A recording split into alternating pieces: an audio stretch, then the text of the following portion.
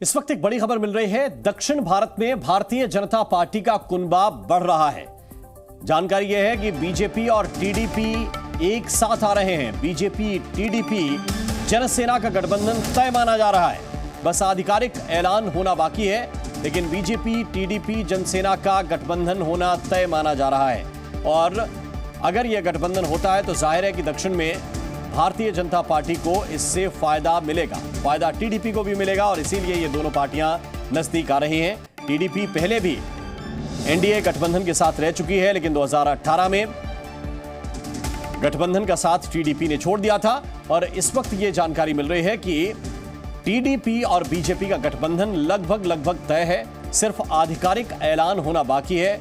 बातचीत हो चुकी है, सीटें भी लगभग फाइनलाइज हो चुकी हैं। केवल आधिकारिक ऐलान होना बाकी है कि कब यह गठबंधन का ऐलान किया जाता है। ज्यादा जानकारी के साथ रविंद्र कुमार इस वक्त हमारे साथ जुड़ गए हैं। रविंद्र, जरा विस्तार से बताइए, यह गठबंधन तय माना जाए अब?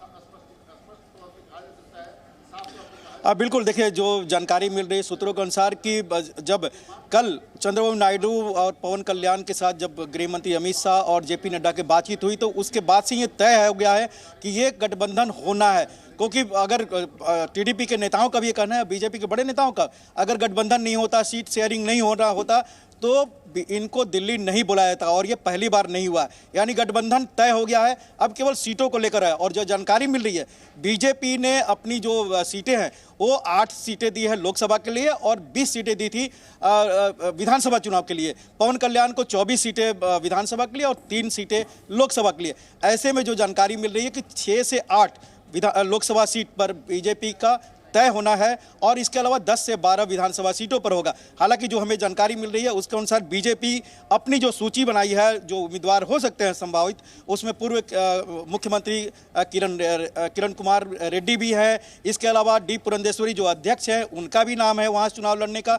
इसके अलावा CR रमेश जो है, पहले टीडीपी के ही नेता थे लेकिन अब बीजेपी में राज्यसभा सदस्य थे, वो चुनाव लड़ेंगे, ऐसी संभावना जताई जा रही है। इसी तरह से तपन चौधरी हैं, GVL नरसिम्हा राव का भी नाम है जो राज्यसभा उनका सदस्यता खत्म हो चुकी, टर्म खत्म हो चुका है। तो वाईएसआर चौधरी जो पूर्व केंद्रीय मंत्री है ये भी चुनाव लड़ेंगे। तो बीजेपी चाहती है कि लोकसभा में उसे 8 सीटें मिले और उसके उम्मीदवार लोकसभा में चुनाव जीतकर प्रधानमंत्री नरेंद्र मोदी का जो मिशन है 370 का वो पूरा किया जाए और विधानसभा में चंद्रबाबू नायडू के नेतृत्व में वहां पर चुनाव लड़ा जाए। ठीक है रविंद्र कुमार, आप हमारे साथ ही रहिए, मैं वापस लौट कर आता हूं आपके पास। ये जानना बहुत जरूरी है। बीजेपी तो कह रही है कि हम 370 प्लस जाएंगे और एनडीए का कुनबा 400 प्लस इस बार होना चाहिए, ये टारगेट है। लेकिन टीडीपी को क्या फायदा होगा, 2018 में जो छोड़ा था उसके बाद से अब तक नुकसान क्या हुआ, तमाम पहलुओं पर आपसे हम आगे संवाद करेंगे। लेकिन ये इस वक्त की बड़ी खबर आपको बता रहे हैं कि दक्षिण में एनडीए का विस्तार हो रहा है। Zee News।